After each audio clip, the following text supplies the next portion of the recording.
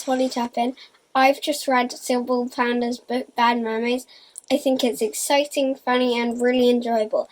I hope you like Sibeal Panda's book and I hope you like her event for Wigtown Book Festival. Hello! Before we get started, I just wanted to remind you that I will be doing a live Q&A after this event. So if you have any questions, pop them in the box below and I will chat to you soon.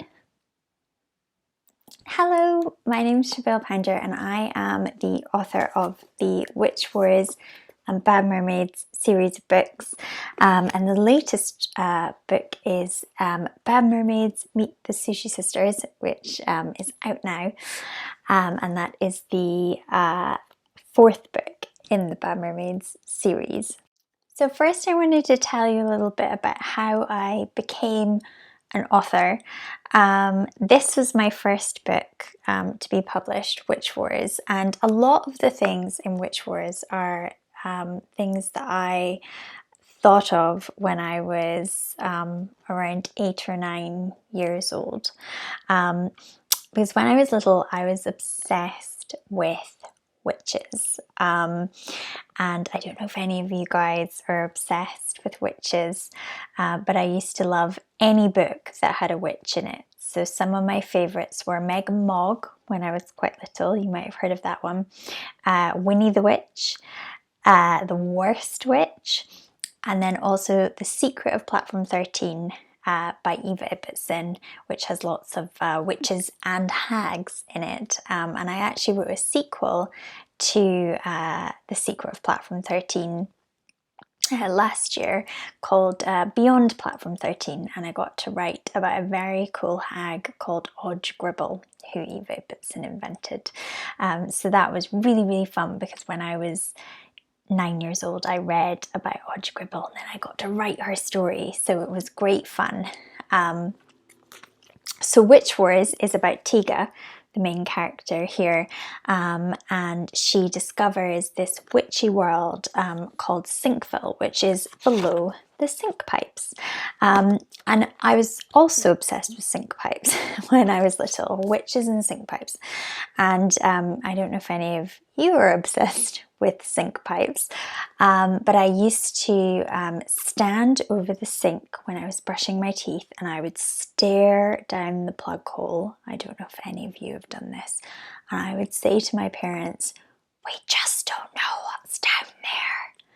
And they would say, "We do, it's just sewage and stuff." And I thought, well, below the sink pipes, really mysterious, and I've never seen a witch in our world, and yet there seems to be so many books about them, so they obviously exist. So therefore they must have a secret place where they hide, a world where they all live. And I thought maybe they live down the sink pipes. And when I thought that, I imagined a fairy shooting out of the sink pipes and pinching my nose and saying, "You figured it out." And then when I was much older and wrinklier, I remembered that idea and I wrote it all down and it became Witch Wars, and that is the fairy that I imagined. And she's called Fran and she is fabulous. So it was really fun, and one of the things that's been really fun to play around with has been all the ideas that I had when I was little and putting them in a book and making it just crazy and fun. So I always say, if you have ideas for stories, make sure that you write them down or remember them. Make sure that you don't forget them, because when you're older you might want to write a book for children, and all your ideas that you have now will be brilliant. So you should keep hold of them and don't lose them. So that is the story of how I became an author, and we're going to talk a little bit more about Witch Wars and the witches later, and why, for example, their hats are so weird, and we're going to build a witch. But for now, we're going to return to the world of Bad Mermaids And we are going to go to the Hidden Lagoon where our main characters Beattie, Mimi and Zelda live, and this is the Hidden Lagoon. And as you can see, there's lots of different cities, and I thought what would be fun is if we did a fun creative writing exercise, and you can write it down. If you have a pen or a piece of paper, you can write your ideas down, but also you can just think of them and remember them. I'll give you some writing prompts, or you can shout them out at the screen and I might be able to hear you. So I thought it would be fun if we created a whole new mermaid city, because world building is one of my favourite things to do. And I don't know if you know what world building is, but it is, in creative writing, it is exactly what it says on the tin. World building is just building a world for your characters. And if you set it in a fantasy world, for example, maybe a witchy world that you've invented, or a mermaid world, you can have so much fun with the details because it's this made up world, and you can create all the characters and all the rules and all everything that happens, and how the city is run, and you know, if animals can talk, you can go nuts with it. So we're going to do some world building now. So let's first have a look at some of the cities that already exist in the Hidden Lagoon so we can get a bit of inspiration. So this is the Hidden Lagoon here, if you can see. And there's loads of different cities. We're going to start in the capital, which is Swirly Shell, and Swirly Shell is the ancient capital. So the buildings look very much like what you'd imagine a mermaid city to be like. They're very traditional. They're all sort of swirly shell-studded buildings. There's a lovely palace there. And the mermaids, I have some things to show you. The mermaids were very traditional things like you'd imagine mermaids to wear. So they wear lots of shells. They wear shell crowns like this one that we have here. When I do this event in real life, I dress you guys up as the mermaids. So now I'll have to wear all the hats, but it's quite fun. So this is the kind of classic swirly shell look, and it's a little bit, you know, like what you'd expect a mermaid to wear, isn't it? It's a very old city. It's the ancient capital. It's been there longer than any of the other cities in the Hidden Lagoon, and it is where our three main characters in Bad Mermaids, Beattie, Mimi and Zelda, it's where they live. There's a really good bookshop there called Weedbees, and it has books made out of seaweed, which is really cool. There's also the Crab Cafe, where these three like to go and meet up often. And actually Tiga in Witch Wars visited the Crab Cafe when we did the mashup story. So yeah, it's a really lovely city. I recommend that you swim along for a visit. And I should say actually how you get into the Hidden Lagoon. Now anyone who's read Bad Mermaids will know this, but the Hidden Lagoon is in the Pacific Ocean, and some of you might have actually been swimming in the Pacific Ocean. And if you have, you might have noticed the secret entrance to the Hidden Lagoon. But what you have to do is you have to swim out really far past a rock that says no legs beyond this point, and you keep swimming, and then there's a little shell on the ground. When you open it, it reveals this pearly keypad, and you type in the code for the Hidden Lagoon, and then all around you the rocks split and you can see the Hidden Lagoon deep down below.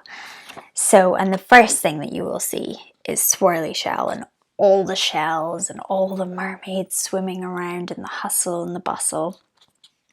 So that is Swirly Shell. There's also a lot of dolphins in Swirly Shell. So what we're going to do now is we're going to swim, we're going to go south, through the crystal tunnel down to a place called Oysterdale. So we'll take off the swirly shell crown. And down in Oysterdale, the houses are very different. So swirly shell is shell-studded buildings. And then we get to Oysterdale, and I don't know if you can guess or see what the houses are like, but they are actually giant sandcastles. So that is very cool. So if you live in Oysterdale, you can decide what kind of mermaid you want to be, but you will be living in a giant sandcastle. Pretty cool. However, they do have very interesting outfits in Oysterdale, and they really love to wear an octopus hat. So that's got jewels on it, as you can see. So this is the look in Oysterdale. And it is a very, very interesting place. Again, you get giant sandcastle houses. Another cool thing is that it's where clam cars were invented.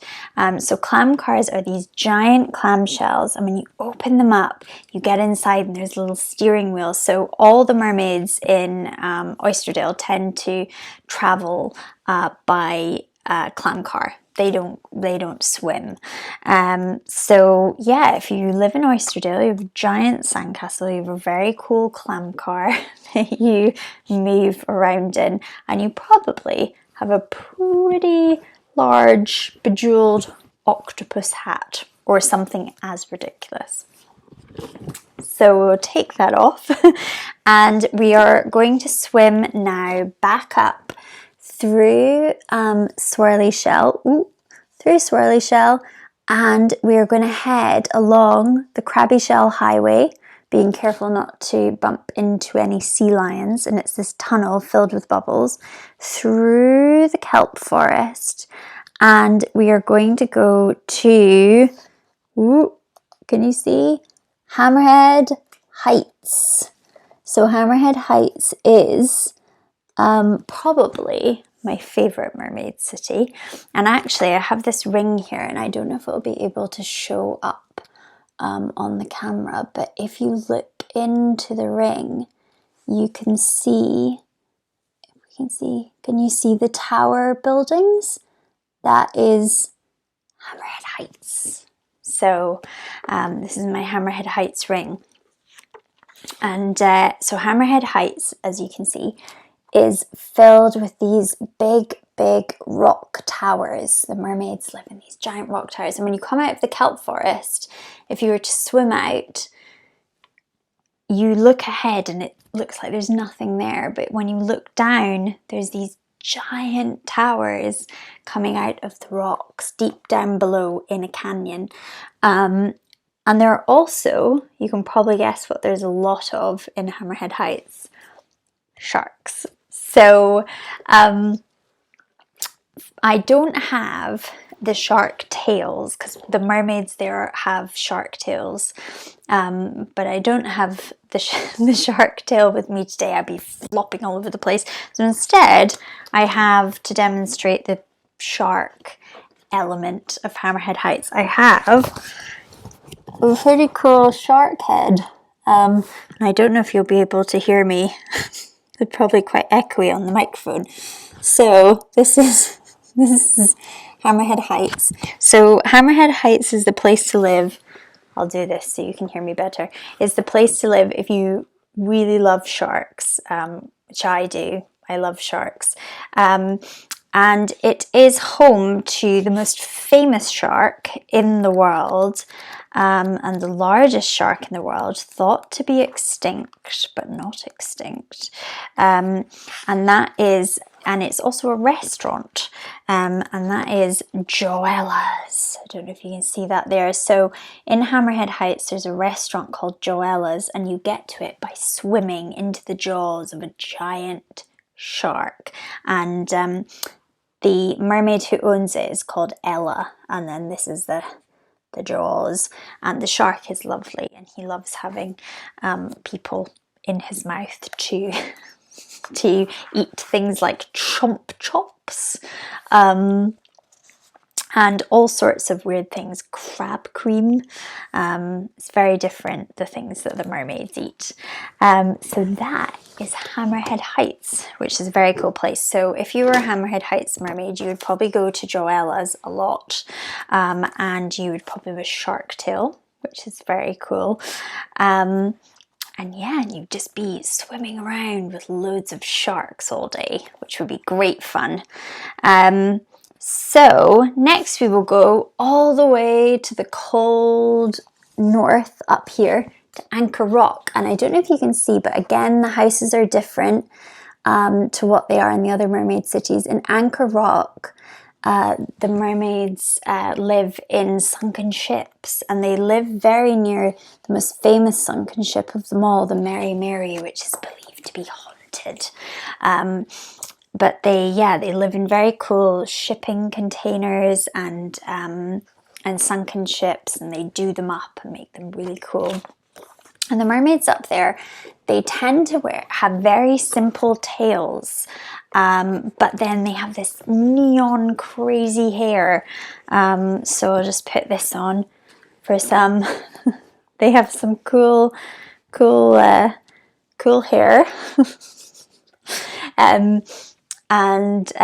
Yeah, I have some glasses as well, I think. This would be, there we go. That looks better with the glasses. So the Anchor Rock mermaids have neon hair, and a lot of them have pet eels as well, which they walk on leads, or swim on leads, I should say. And they live in sunken ships, and it's really cool up there, but very cold. So if you like cold climates and having neon hair and pet eels, then Anchor Rock is the place for you. So we have one more stop to make, and it is the most modern of all the mermaid cities, and that is Lobster Town. And as you can see, it's a very modern city, and there's a billboard here, and I don't know if you can just make out, it's a little lobster, and Lobster Town is most famous for its cartoon lobster. That all the mermaids watch this cartoon, and it's called Clippy, and he's this lobster who wears this dress, and he has an arch nemesis called O, who's a pufferfish. And actually Mimi here is such a huge fan of the Clippy cartoons. You can see that she's got a Clippy t-shirt. So in Lobster Town, they wear lots of lobster related accessories, like this cool hat. And some of them even have lobster tails, which is very cool. And it is, home to Clippy. There's also a place called the Orange Bucket Cafe where you can get foam shakes. And there's actually a recipe, I think, in the back here for back of the book. You can see there is an orange bucket foam shake recipe, so you can recreate them on land if you're a mermaid who's missing home and want to have some foam shakes. So that is Lobster Town. So as you can see from the world building so far, there's lots of things to consider when you're building a world. You have to think about what the place looks like, what kind of creatures are there, what the houses are like, where the mermaids eat. So I have a couple of challenges for you, and you can shout these out at the screen, or you can just think them in your head, or maybe whisper them to a friend, or write them down. But the first thing you need to do is you need to give your city a name. So we're going to create a whole new city. So one thing that I like to do is just take lots of sea related words. So we've got swirly shell, oyster, dale, just lobster and town smushed together to make Lobster Town. Hammerhead Heights, because it's got the huge rock towers. So have a think about maybe your favorite sea creature, or a sea creature that you think would be in your mermaid city. It might be dolphin city or starfish or crocodile. Have a think and then come up with a name. And then once you've done that, your next challenge is, once you've got your name, so write it down. And we can do this quite quickly, and you can go back and if you could think of a better one, and you can go back and change it. But write down your city name now, and then the next challenge is to come up with what the houses look like for the mermaids. So they can be so many different things. So in the Hidden Lagoon, we had rock towers, we had sunken ships, we had giant sandcastles, these cool swirly buildings covered in shells. So you could think of things that are in the sea, in the kelp forest actually, which we only swam through. We didn't stop in the kelp forest, but they actually have little huts that are suspended from kelp. So they're kind of these like swinging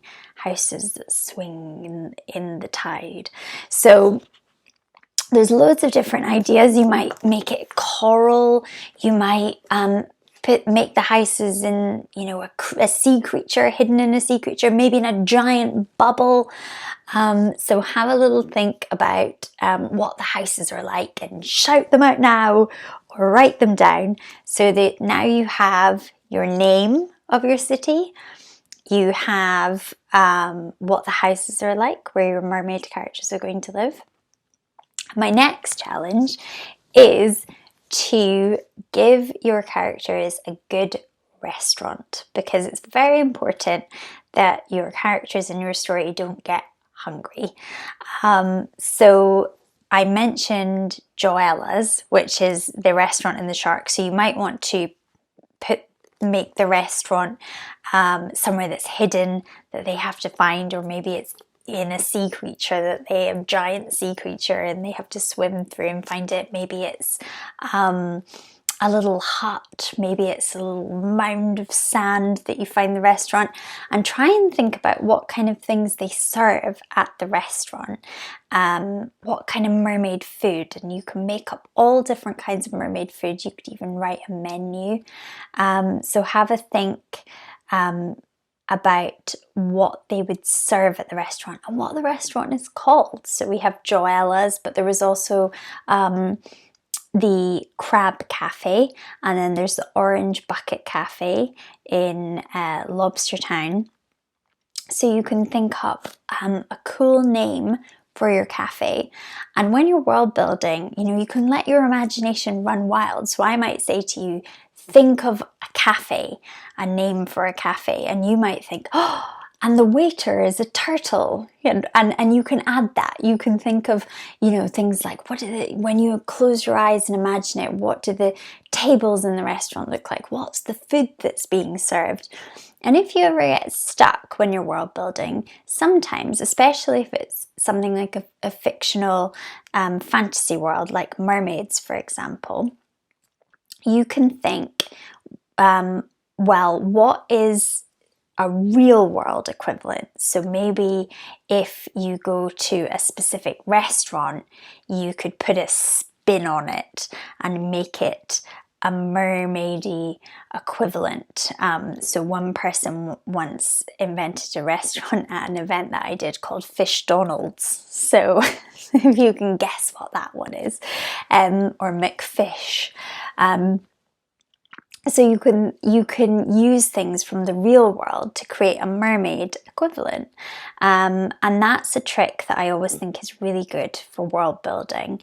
Is if you keep a notebook and write down all your ideas. So it doesn't matter if you're writing about mermaids or witches or zombies or dragons or anything. You just write down every day. Have one page of all the things you do.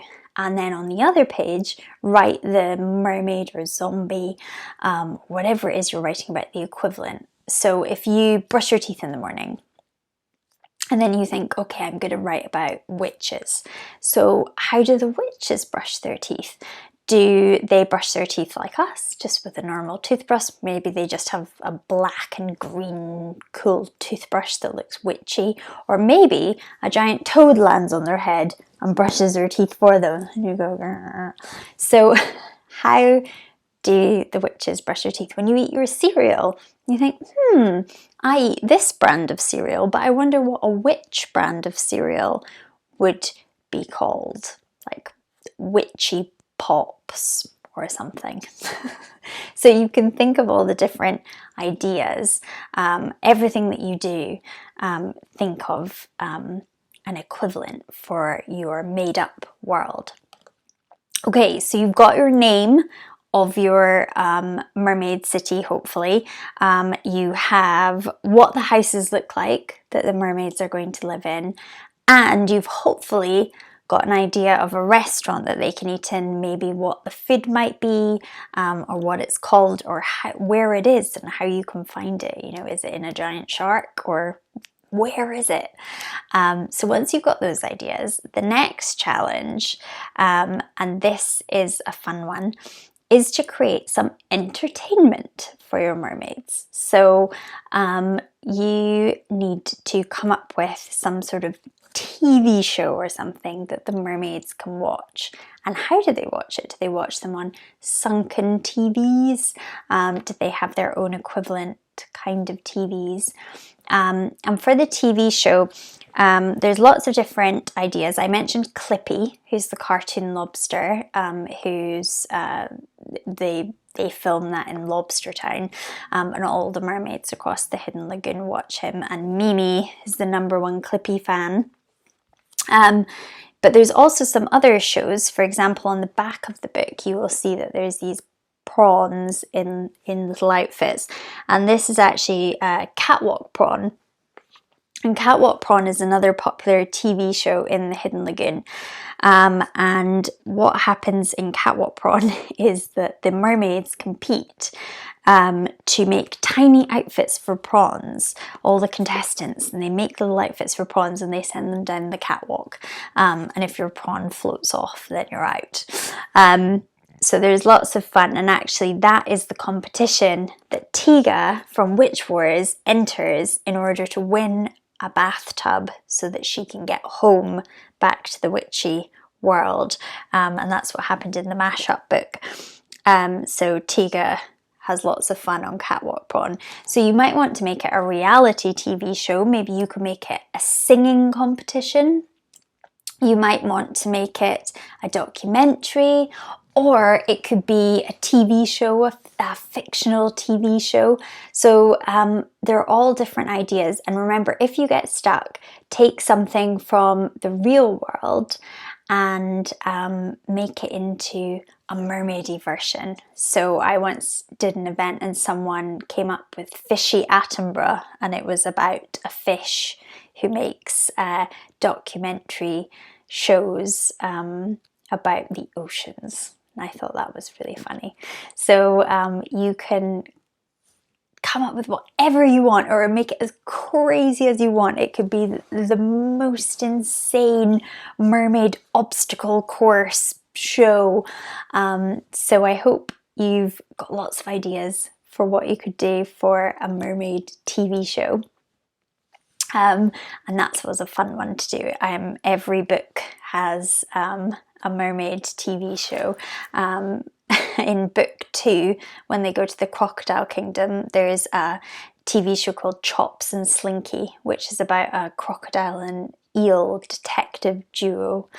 And in book 3, when they go to Frostopia, there is a character called Bergwin, who's a half burger, half penguin. So you can really play around with the characters. And then in this latest one, book 4, they meet these famous sisters, the Sushi Sisters, and they have their own TV show called the Sushi Sisters Prankathon. And their whole thing is that they play pranks on people, but sometimes they go too far.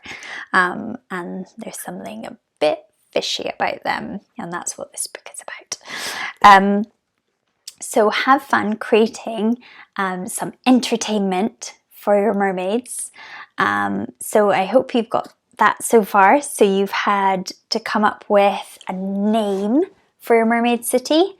You've maybe come up with the houses and what the houses are going to be like, the mermaid houses, and then a restaurant and maybe what they eat, and then a form of entertainment for them, so a TV show that they might enjoy. And finally, we have my favourite bit, which is you need to give your mermaids a cool pet. And the pet might become a character in their own right. So in Bad Mermaids, Steve the seahorse, who you can see here, he is Beattie's seahorse, and he is the only seahorse on record that can speak. So he calls himself a miracle, and he's really happy that he's the only seahorse in the world who can speak. So you could come up with a talking character, or maybe it's just a normal character. And some of the things that you could do is, for example, if you wanted to make the character a little bit different, maybe just not, you might want to make it just a dolphin, and there's this lovely dolphin that you can cuddle all the time, or you might want to play around with the size of the pet. So when I was little, I always wanted an elephant that was the size of a hamster. I thought that would be really cool. So you might make like a tiny little beluga whale, or you might have a cool magical jellyfish, might be fun. Or you can play around with and do mashup characters. So for example, in Bad Mermaids, Meet the Sushi Sisters, there are these things called hamstars, and they are half hamster, half starfish. So you might want to create a hamstar or something like it. So that's a really fun one to do. And as you're building up all these characters and creating the world and world building, the great thing about world building is you can just let your imagination run, and you can have so much fun playing around with it. And as you do, stories might start to emerge. So when I was at school, they used to always say to us, okay, write a story and start at the beginning and put in the middle and then have an end. And I used to find it so difficult because I didn't know what to write about. I was like, I don't know what my story is going to be about, so I don't know what the beginning is. So sometimes world building can really help if you're stuck on a story or if you don't know what to write about, because you might have so much fun building the Mermaid TV show, and then you think, oh, I could set my whole story around this mermaid TV show, and maybe my mermaid is a contestant on the TV show I've created and they have to win the competition. Or maybe, the pet that you create is so funny and hilarious that you want to write the whole story about this crazy sea creature. And there's all different things. So as you're world building, you might decide that the restaurant's really fun and you want to set your whole story in the restaurant. Maybe your main character works at the restaurant. So there's all these ways in which, when you're building up the story through the world, that all these ideas will come to you. So it's a really fun way of doing that. So that's why I love world building. So we've almost got to the end of the world building stage. So next we're gonna hop over to the witchy world of Witch Wars, and we're going to talk a little bit about building characters themselves. In Witch Wars, Tiga is the main character, but we have all different kinds of characters. You can see some of them on the back. We have Peggy and Fluffinora. So this is Peggy Pigwiggle, Fluffinora Brew, Felicity Bat. And the interesting thing about all the characters is you will notice that their hats do not look particularly witchy. And I'm not sure if you can notice why they don't look witchy, but I imagine it's because when you think of a witch hat, you think of something that looks a lot like this. But actually in Sinkville, because you might remember from earlier, they live below the sink pipes. So what happens is that the witches in Sinkville wear these very cool flat hats like this, and this is actually what witches' hats are like. And then when they come up to our world through the sink pipes, they're full smooshed quite a bit, and the hat goes like this. So a hat that is like this becomes a lot more like that. And that is how witches' hats become pointy. So I had lots of fun playing around with the idea of what witches look like in their hats and how to explain why witches' hats are pointy and linking it with the sink pipes, and that was really good fun. But I love building up characters, and one thing that's important when you're building up characters, I think, is giving them a good name, because a name can tell you a lot about the character's personality. So for example, we have Peggy Pigwiggle here, and Pigwiggle is such a sweet name, isn't it? You know, if I said to you in this book, Witch Wars, there's a character called Peggy Pigwiggle, and Peggy Pigwiggle destroys them all. It just doesn't sound right, does it? You'd probably laugh. You'd say Peggy Pigwiggle destroys them all. She sounds really sweet. Whereas Felicity Bat sounds a little bit scarier, I think. So character names can tell you a lot about what the character might be like. So if you haven't read Witch Wars, you can have a little guess about what you think Peggy Pigwiggle might be like versus Felicity Bat, just based on their names. So when you're imagining a character, a name can really help you to tell your readers about what the character might be like, or hint at what they're like. And then what I like to do is close my eyes and try to imagine them. So if you close your eyes, if you have a name of a witch, close your eyes and imagine what they might look like. And once you've got that, I thought we could build up me as a witch. So I'm going to go, I think, with a pointy hat. And I also have a selection of different noses. Now, normally when I do this, I dress one of the adults up in the audience as this, or one of the teachers. And now it's really backfired on me, because now I have to do these events at home, so I can only dress up myself. So my little joke of dressing teachers or parents up and adults that come to the events has really backfired. So we have a selection of noses. I'm going to go with this witchy one, and then so we'll do a kind of a traditional witch, I think, and then I've got a selection of glasses. I mean, these ones are pretty cool, but I probably won't be able to see you, so I'm gonna go, can't decide. I'm gonna go with these ones. Oh, they make everything very pink. And then I think we'll do a traditional hat, like so. So once you built up your witch character, so if you've got a name for a witch character, imagine that I am called that name. So I am now your witch character.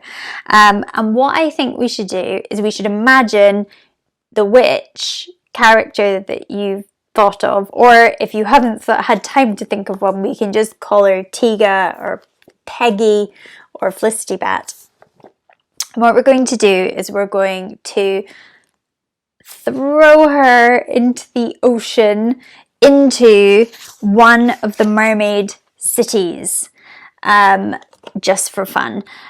So it can be the city that you've invented. So another thing to do, I think, that sometimes helps with kickstarting a story is to just put a character into a world or into a situation and have them either fall into the situation or maybe walk into the room or swim into the room. So in order to send the witch to the Hidden Lagoon, I think I'm going to say let's send her to Swirly Shell, the capital. Maybe if you guys are voting at home, if you can shout loudly which one you want to send her to. We have Anchor Rock, Hammerhead Heights, Oysterdale, Lobster Town, Swirly Shell. So on the count of 3, shout out which one. 1, 2, 3. I think there's a lot of Hammerhead Heights actually. Okay, let's send her to Hammerhead Heights. Now another thing I do in the event, which is usually quite funny, is I then make the adult put this on. If I can find the bit for the head, hang on. So I make them put this on for waterproof. And then I get all the kids in the audience, that's all you guys, to soak the witch. But no one's here, so I've got my little glass of water and my pufferfish, and I'm just gonna do this because I think it's really difficult to try to imagine the witch going to, this is probably messing with the microphone here, going to the Hidden Lagoon, going to Hammerhead Heights. So first, I think if we do a wave, so if you do this, like that, as if we're in the sea, okay? And if there's a group of you watching, you can do it like this together, so it looks more like a wave. And then I've got the little pufferfish, and I'm just gonna soak the witch. Okay. This is revenge. I think any parent who's watching this, who's come to my events, will be like, ah, yes, now you're dressed as the witch and you had to soak yourself. So there we go. We've sent our witch character to the Hidden Lagoon. So you can carry on with the world building once you've created your character. Let me take that off. That'll be messing with the microphone.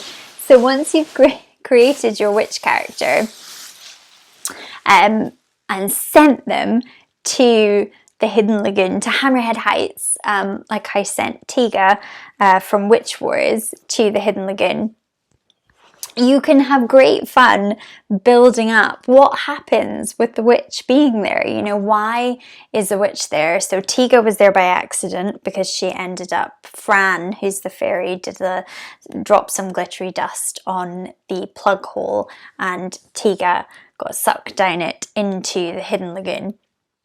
But you could have, maybe the witch is going there on purpose. Maybe she's got an evil plan.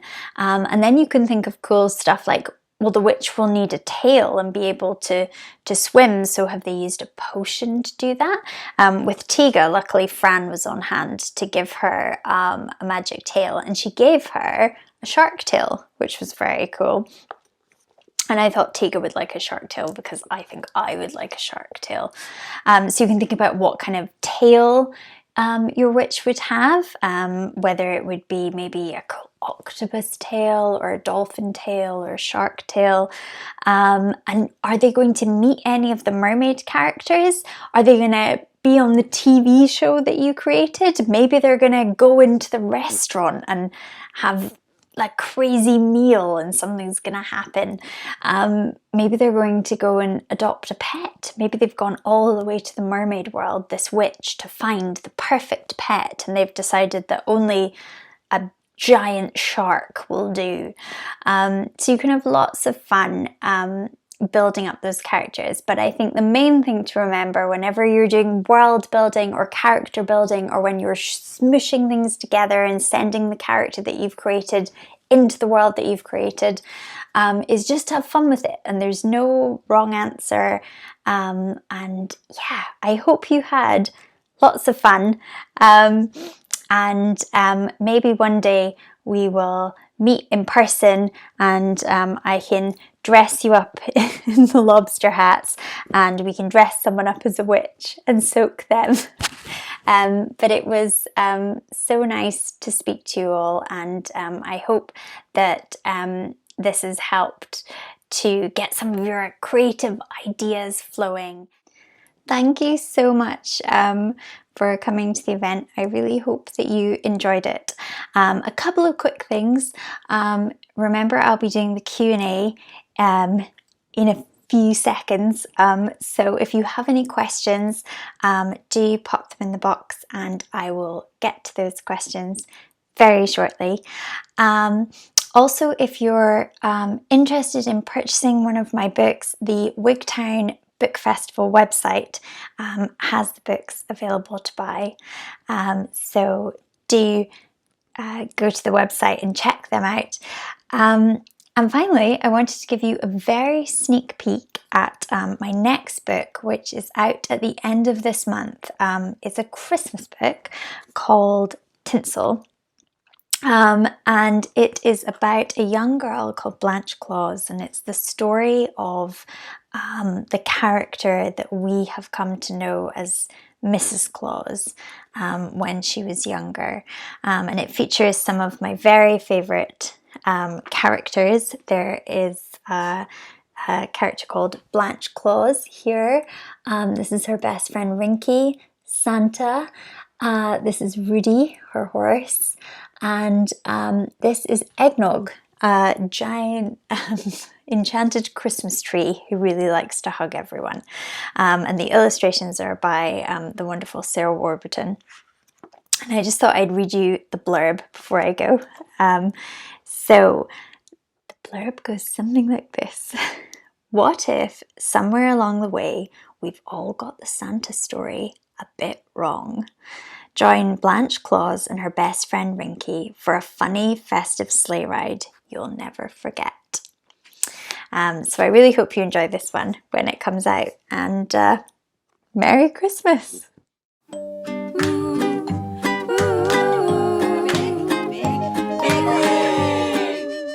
First, or are you doing it as you go along? I mean, before you started, did you have a whole big canvas or?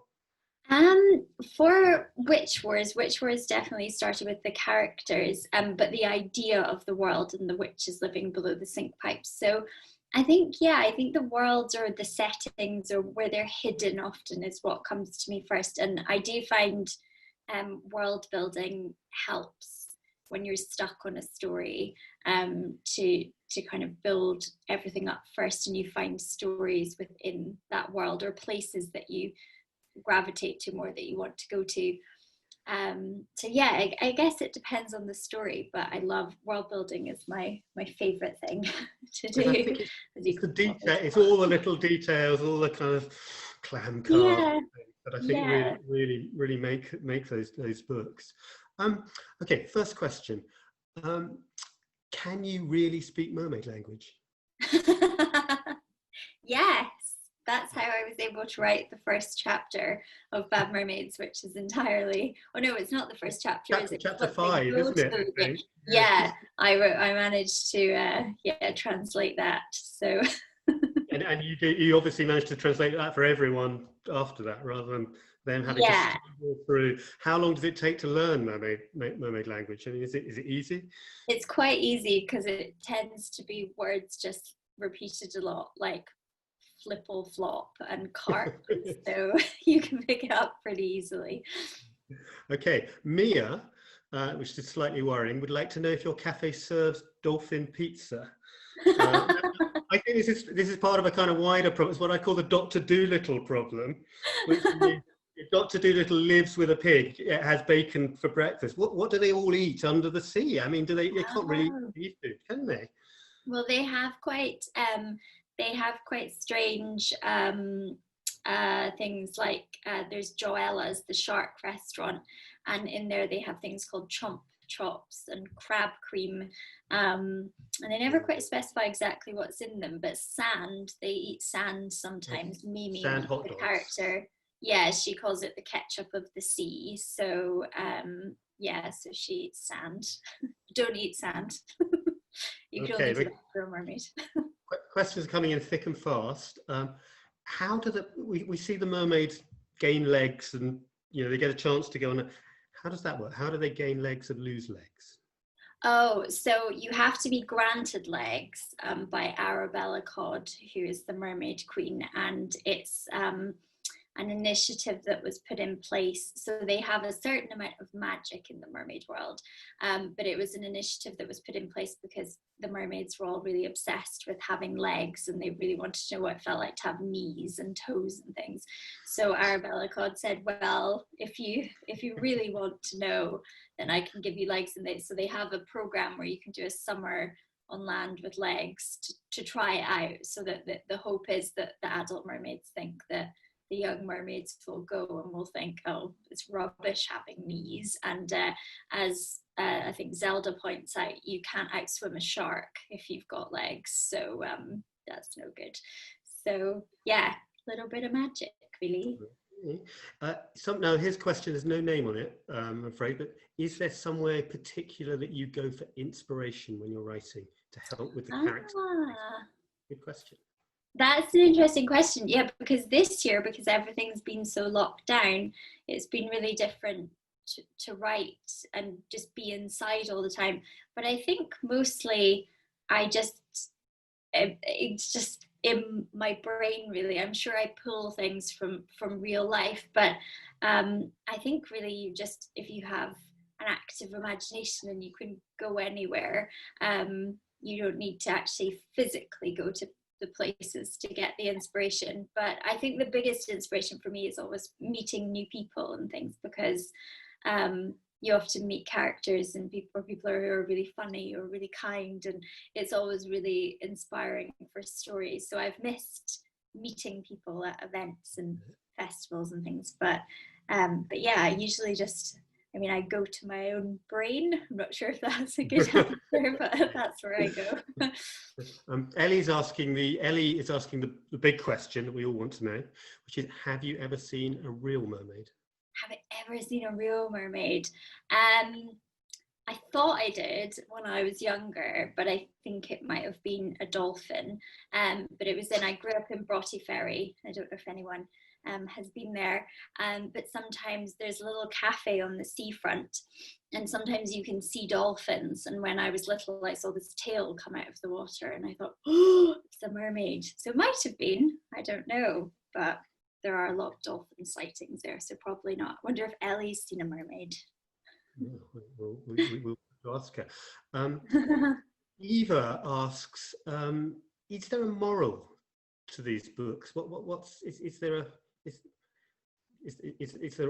moral? Well, I think the Witch Wars ones, I don't sort of set out to put morals in, although I think if you put good characters and bad characters, or characters that are bad that turn good, you kind of get morals out of them. But in Witch Wars, I think around the 6th book, so in the first book, all the witches are very much, the young witches are sort of pitted against each other in this competition, and they essentially sort of try to beat each other in this competition, and it causes lots of conflict and fighting with one another. And Tiga and Peggy do so well because they work together, and by the end of the book, by book 6, there's a phrase in it where they say witches together are stronger than spells, and I think that's maybe the moral, is the idea that you should sort of support each other and build each other up rather than kind of fighting. And in the Bad Mermaid books themselves, so Beattie, Zelda and Mimi, what's the sort of, how would you, I mean, if you had like a sentence to kind of isolate what the character of each of those is, why are they different from each other, how do they spark off each other, what would you say? They're all, well, they're all completely different. Beattie's a real warrior and likes to follow the rules, and Zelda's really impulsive, and Mimi kind of, I think, is like me when I was little. She lives in her own little world and is there but not there a lot of the time, but is very sweet and kind. So they're all very different, but they again work really well together, and they do a lot of amazing things, just the three of them, even though they're just very young and small, they achieved a lot. So it's about being small but mighty, I think. Small but mighty, which is part of the moral, I suppose, as well. Yeah. Lois would like to know, which is sort of following on from having ever seen a mermaid, do you still believe witches and mermaids exist? I mean, I'm going to be scared going home after this and looking down the sink? Yeah, I still believe it. Why not? I think it would be quite cool. I like the idea of nice witches, though. I think there's this sort of the Roald Dahl witches that are terrifying. Those kind of witches. I hope aren't real. And mermaids, who knows? I mean, there's lots of undiscovered things in the sea. I'm sure could be. Who knows? Fashion is a big thing in your. They're very so fashionable, aren't they? They like dressing up. Or is that something from your background, particularly, that you're yeah, well, I worked a lot when I worked at the FT. I worked on a supplement in the FT, which has a lot of fashion in it. So I interviewed a lot of fashion designers, and I always found it quite interesting. And I always think it's interesting how characters. I don't like the kind of mean fashion of people, judging each other based on what they wear. But I think there can be a lot of sort of self-expression in fashion, and how you can, a character can sort of embrace the things that they love by what they wear and things. So I love writing in fashion. I also think it makes the illustrators always make it look really cool as well. And how do you work with, I mean, do you work very closely with Jason Cockcroft, who's the illustrator for the books, or is that? Well, he lives in Yorkshire, so I don't see him that much, but when I was there, we sort of meet up for lunch. But it's more through Bloomsbury, but we do write really detailed scenes that we would like, and he'll come back and say, I think we should do this or do it like this, and so there's a lot of conversation around what we should illustrate and how we should illustrate it. So that's a really fun part. But he really got the characters right from the beginning. So they sent out a sort of request for 3 mermaids from various illustrators just as samples to see who might be a good fit. And they didn't have much description of the characters, and they were all amazing, all of the samples, but Jason's one came back, especially Zelda on the first book with the short hair and the waistcoat and things. She was exactly how I imagined her, and I thought it was so strange that he had captured her so perfectly without having read the book or been given much description. So we knew then that he would be the right one to do it, that he sort of saw it in a similar way. That just clicked really well. So it's been great working with him. Well, we're coming towards the end, but I think we've got time for 2 very quick more questions. First one, out of all these immense worlds that you've created, cast of thousands, who's your favourite character? Oh, that's so hard. I do love Fran in Witch Wars, just because she's the one that I made up when I was 8. So she's been with me the longest. So I think I always have a soft spot for Fran. And the second question, well, final question, and it's a really important one, is are there going to be any more Bad Mermaid books, or more MASH books, or more Witch Wars books?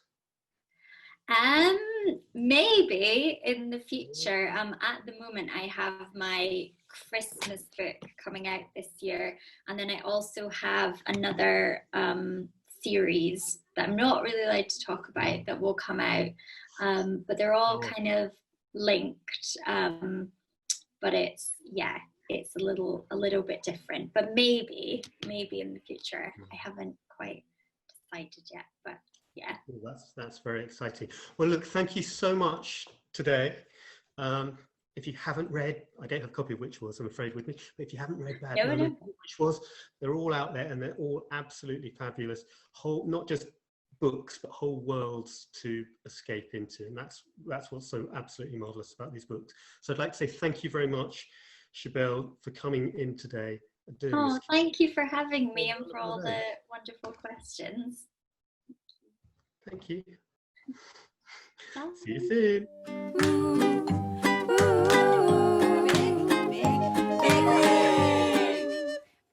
Hi, my name is Joan Lennon, and my story is called On the Roof. Rob was on the roof again. These days, Rob's mum had plenty to worry about, and he did his best to help by acting cheerful till his face ached. So every chance he got, he would wriggle through the skylight, slide down the slates, and lean back against the chimney. On the roof, Rob's face didn't have to look like anything it didn't want to. He hugged his knees and he heaved a sad sigh. Then he nearly jumped out of his skin when somebody said, "Hello?" Rob eased around the chimney and found himself staring into a pair of anxious eyes. The strange blobbly shape surrounding the eyes turned with a squeal into a seagull, then a small lilac bush, and then an extra chimney that said, "You can't see me." "I can, you know," said Rob. His heart was beating fast. "Are you an alien?" The extra chimney turned back into a blob and smiled nervously. "I'm a Gerblite, from Gerbil. You know, 2 galaxies over and down a bit. I was just passing through, but there was this glitch with my engine. My ship's in amongst your satellites while it self-repairs. There are so many things orbiting up there, I figured nobody would notice one more." "Probably not." Inside his head, Rob was crowing, "There's an alien on my roof." "Meantime, I thought I'd come down just to have a look. We're not really supposed to, but I couldn't resist. And I thought, up here, no one would see me. But now we've met. Tell me about your world. Tell me everything." So Rob started to tell about the virus and the lockdown and not meeting up with friends and his mum working from her bedroom and him doing school online in the kitchen. When he'd run out of things to say, the alien looked at him with its big eyes and asked, "But what about the other stuff?" "What other stuff?" "The other stuff I saw before I came down here. The blue bits and the green bits and the white bits. Oh, and there were orangey bits." So Rob started to tell about oceans and forests and ice caps and deserts, and the alien's eyes got all shiny, and Rob's did too. And then they got on to books and movies, and the alien had 1,000 questions, and then, "Rob? Rob!" It was his mum calling. When she stuck her head out of the skylight, there was only Rob to be seen. "Sorry, that meeting took forever, but I'm finally done," she said. "Ready for a walk? Let's go get ourselves some nature." "Sure." Rob scrambled up the slates to the skylight. At the last moment he paused and looked back. The alien's squodgy little face was peeping around the corner of the chimney. "Will you be back?" it whispered. "Yes," said Rob. "Will you be here?" "Yes," said the alien. And Rob's face had no problem with wearing a smile.